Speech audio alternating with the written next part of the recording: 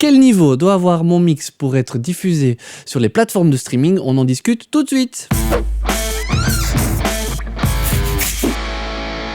Bonjour et bienvenue à l'Académie du Gros Son, je suis Gérald et aujourd'hui on va un petit peu discuter de quel est le bon niveau à avoir pour un mix quand vous voulez le diffuser sur une plateforme donc de streaming. Alors ça peut être très bien parce que vous le faites vous-même et donc vous voudriez savoir un petit peu où vous positionnez, vous demandez un petit peu qu'est-ce qui va se passer quand vous allez l'uploader sur la plateforme de streaming, qu'est-ce qui va arriver à votre mix. Voilà, en fin de vidéo je vais vous donner un petit truc pour avoir une idée, écouter ce qui se passe et voir un petit peu comment vous pouvez gérer ça. Maintenant, ça peut être aussi dû au fait tout simplement que vous travaillez avec un studio de mastering et que vous voulez savoir comment ça se passe et avoir une idée un petit peu de où vous allez quand vous discutez avec le studio de mastering. Alors, avant de commencer de rentrer dans le vif du sujet, vous abonnez à la chaîne YouTube, vous allez sur l'académiedugrosson.com/bonus et vous inscrivez à notre mailing list si vous voulez recevoir les chouettes petits cadeaux et petits bonus qu'on a prévus pour vous et restez tout simplement en contact avec nous et nous soutenir. Et maintenant, on va attaquer ça une fois que vous avez fait tout ça. C'est parti, on y va. Vous pouvez le faire à la fin de la vidéo, ça marche aussi. Alors, pour vous expliquer où on en est maintenant, je vais faire un vite retour d'où on vient. Si je remonte à quelques décennies, même plus que quelques décennies, je dirais aux alentours des années 40-50, on s'est rendu compte que, oui, on remonte loin pour arriver là où on va arriver, mais vous allez voir, vous inquiétez pas, on arrive quelque part, je vous le promets. Donc en partant des années 40 ou 50, on s'est rendu compte que les vinyles que l'on mettait dans les jukebox, certains morceaux marchaient mieux, tout simplement parce qu'ils allaient plus fort. À partir de là, tout le monde s'est dit, tiens, si j'arrive à faire sonner mon mix plus fort, mon morceau marchera mieux. Et ça a été le début de ce qu'on a appelé un petit peu la loudness war, la guerre des niveaux, où tout le monde s'est un petit peu armé pour toujours sonner plus fort que le voisin, que le groupe de musique de la porte à côté. Voilà, c'est quelque chose qui est assez connu. Il y a d'autres sujets, c'est pas le sujet de cette vidéo, mais c'est pour un peu vous expliquer. Ça a évolué avec le temps, avec les technologies, avec les différents supports.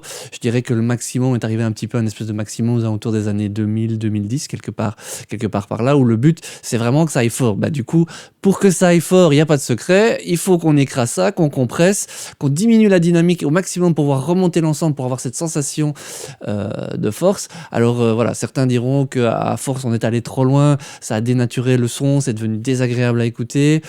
Voilà, en gros, c'est l'histoire jusqu'où on est arrivé jusque maintenant, jusqu'au moment où Internet est arrivé et que les gens ont commencé à consommer la musique en streaming. C'est-à-dire qu'à partir de ce moment-là, les plateformes se sont retrouvées avec des morceaux de différents niveaux, de différentes époques, et du coup les niveaux n'étant pas corrects, n'étant pas similaires, ils ont voulu créer une espèce de normalisation, quelque chose où quand vous écoutez, alors quand on parle de plateforme de streaming, on pense bien sûr à Spotify, YouTube et tous les autres, les Amazon Music, les Deezer et ce genre de choses, et ce qu'ils ont voulu tous créer, c'est qu'il n'y ait pas ces sautes de niveau, et que quand en tant qu'auditeur vous écoutez quelque chose, vous ne deviez pas sauter sur le bouton de volume à chaque morceau, parce que tout d'un coup vous écoutiez un morceau des années 80 et tout d'un coup vous arrivez à un morceau de 2005 avec des volumes complètement déréglés. Donc ce qu'ils ont fait pour ça, chacun est allé un petit peu de son système pour mettre tout le monde sur un même niveau. Alors maintenant, ce qui se passe, c'est que de plus en plus, la norme, il n'y a pas encore de façon uniforme de mesurer ça, mais ça commence de plus en plus. Une façon de mesurer depuis quelques années l'intensité d'un morceau, c'est en dB LUFS.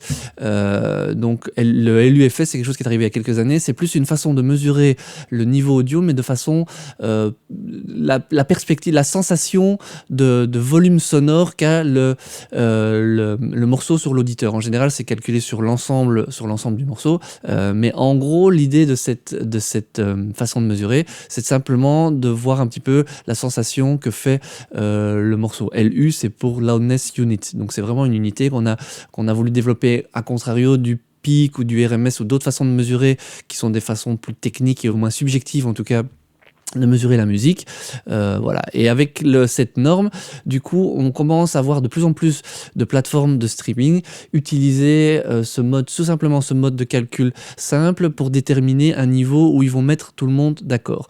Alors actuellement, on commence à YouTube le fait à moins, alors la référence c'est moins 14 dB LUFS. Sur YouTube, c'est comme ça depuis un petit temps. C'est ce que fait aussi Amazon Music, et c'est ce que, au moment de faire cette vidéo, c'est ce que Spotify est en train de faire. Il est en transition. C'est-à-dire que tout ce qui va aller plus fort que ce niveau qui a été fixé de moins 14 dB LUFS va être diminué en général, tout simplement en mettant moins fort au niveau actuellement, au niveau de la plateforme. Certaines plateformes, quand ça va moins fort, vont le remonter. C'est pas quelque chose qui est uniformisé, mais globalement c'est ce qui se passe. Donc du coup, certains vont vous dire, du coup cette guerre des niveaux où on allait taper à des niveaux plus hauts que ça en fait à la base n'a plus vraiment de sens, puisque vous allez pas sonner plus fort que le voisin, et en plus vous allez devoir compresser et perdre un peu de dynamique. C'est là où je vais vous donner mon avis. Donc en fait, je suis tout à fait d'accord avec cette analyse. Le fait de devoir donner du niveau, dans certains cas, ça peut rendre l'écoute fatigante et non nécessaire, puisque maintenant, la majorité du temps, enfin, si vous regardez cette vidéo, c'est parce que vous pensez à mettre votre musique en ligne. C'est plus nécessaire, puisque de toute façon, vous serez remis quand même plus ou moins au même niveau que les autres. Maintenant, avec le temps, le fait de compresser, je différencierais ça avec l'aspect couleur que ça peut avoir, et le côté parfois patate ou sensation de gros blocs que certains styles de musique ont envie d'avoir. Je pense au rap, à l'électro, au métal, à certains rock durs, ou n'importe quoi on a envie de la pêche. Donc, effectivement, on n'est plus obligé d'y aller à fond les ballons, et maintenant c'est cool, on peut être un peu plus cool grâce à ça. Je vais vous expliquer après aussi, voir comment vous rendre compte si vous y êtes ou pas. Je vais vous donner quelques petits trucs sur le sujet. Mais voilà, si ça fait partie de la couleur, si vous rendez compte que vous êtes à un bon niveau par rapport à ce fameux moins 14 dB LUFS, mais qu'il vous manque un truc, que ça sonne pas, c'est peut-être tout simplement qu'il faut quand même y aller un peu plus dedans malgré tout. Voilà, il faut différencier l'aspect technique par rapport à ce qui va se passer sur les plateformes de streaming, et le côté couleur et effets sonores. Alors concrètement, comment ça se passe? Moi, voilà, vous allez dire, voilà, mais comment moi je fais pour mesurer? Donc vous pouvez utiliser cette fameuse mesure de moins 14 dB LUFS. Si votre DAW vous permet pas de mesurer à ce niveau-là, il existe des plugins qui vont calculer sur l'ensemble de votre morceau, comme le ferait le site. Et à ce moment-là, vous allez avoir une valeur, et du coup vous savez si votre mix est assez fort ou s'il va être mis plus bas. Moi, dans la façon dont je travaille, mais je fais mon mix, et au moment de finaliser, de masteriser, je vais toujours me baser sur des références, parce que tout le monde n'a pas encore fait vraiment marche arrière. Moi, je dois avouer que dans la majorité des styles que je fais, quand c'est un petit peu rentre-dedans, sauf si c'est des choses plus acoustiques et un peu plus cool, mais je vais quand même dépasser ce moins 14 dB LUFS pour avoir ce côté massif et patate, en sachant qu'on y va un petit peu moins qu'avant. Moi-même aussi, j'ai fait un petit peu marche arrière comme beaucoup de monde, et c'est quelque chose, voilà, qui évolue. Ça dépend aussi des modes et de ce que vous voulez entendre. Mais donc du coup, moi, pour ne pas me laisser, pour pas trop me tracasser avec ça, je mixe avec une référence. J'ai fait une vidéo sur le sujet que vous trouverez dans la description. Mais donc du coup, déjà par rapport à cette référence, qui en plus de savoir où je me trouve en termes de contenu fréquentiel, me permet déjà d'avoir une idée de niveau de ce que d'autres font, sans savoir ce qui va se passer encore à ce moment-là sur la plateforme de streaming. Mais j'ai une idée un petit peu de ce que d'autres fonds de référence par rapport à ça. Maintenant, je vais vous prendre un exemple concret de ce qui se passe exactement. Je vais reprendre ici à l'écran, voilà, un petit exemple que j'ai pris quelques fois, c'est Bucket List Game Over. Je prends ce morceau que j'ai déjà pris dans le passé parce que ce morceau se trouve aussi sur YouTube. Donc il se fait que c'est quelque chose que j'ai mixé et masterisé, donc j'ai tout fait de A à Z. Donc ici, j'ai la version définitive, et on va pouvoir aller comparer avec YouTube et voir ce qui se passe concrètement, et voir un petit peu comment on peut anticiper ça et comparer à d'autres choses. Alors, je vous passe un petit bout ici du couplet.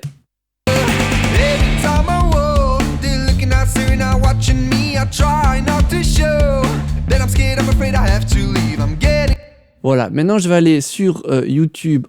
Ici j'ai repéré plus ou moins l'endroit, et on va écouter ce qui est arrivé à mon mix.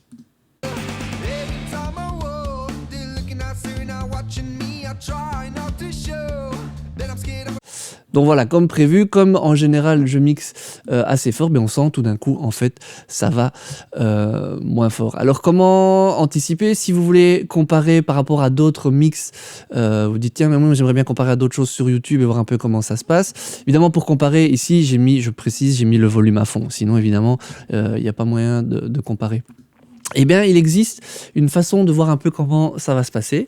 Un ingénieur du son en mastering qui s'appelle Ian Shepherd a créé un petit plugin qui émule ce que va faire les plus connus en termes de plateformes de streaming. Par exemple, Spotify va utiliser un léger limiteur. Voilà, il a émulé tout ça. Alors, soit il y a un petit plugin que vous pouvez acheter, vous mettez dans votre DAW, vous l'enclenchez, vous entendez directement, vous pouvez passer d'une plateforme à l'autre et voir ce qui se passe. Ou alors, vous pouvez aller tout simplement sur le site, ici, Loudness Penalty, que vous voyez ici, et vous pouvez tout simplement aller mettre votre fichier audio, votre mix, et il va analyser ça sans l'uploader sur Internet, hein, vraiment juste simplement l'analyser.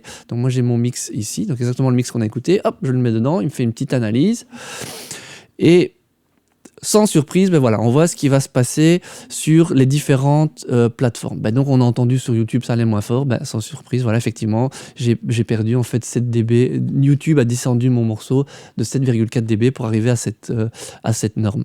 Vous pouvez comme ça, par ce système, voir ce qui se passe sur les différentes plateformes, et vous pouvez même écouter ce que ça va faire puisqu'il émule exactement ce qui va se passer sur le site. Vous pouvez écouter ça sans souci. Donc par exemple si je fais play, je pense qu'avec le morceau on devait être plus ou moins ici.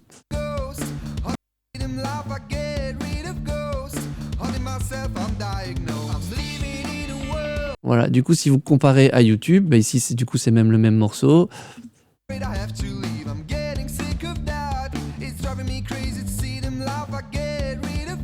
Du coup, on a exactement la même chose. Et si vous voulez comparer votre mix à d'autres mix que vous avez été voir sur YouTube, ça vous permet par exemple, si c'est par exemple par rapport à YouTube ou à Spotify, de comparer directement et d'entendre exactement de la même façon et voir comment votre mix va être traité.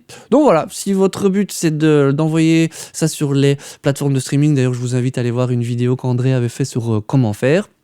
Le lien est dans la description, et que vous demandez tiens comment ça va se passer, comment mon morceau va être trituré, ben voilà, vous avez maintenant une meilleure idée de ce qu'il faut faire, ce que vous pouvez faire en tout cas, ce sont toujours des avis, et ce petit truc qui vous permet de checker ce qui va se passer avec votre mix. Pour le reste, eh ben, mettez tout ça sur les plateformes de streaming et après faites de la musique.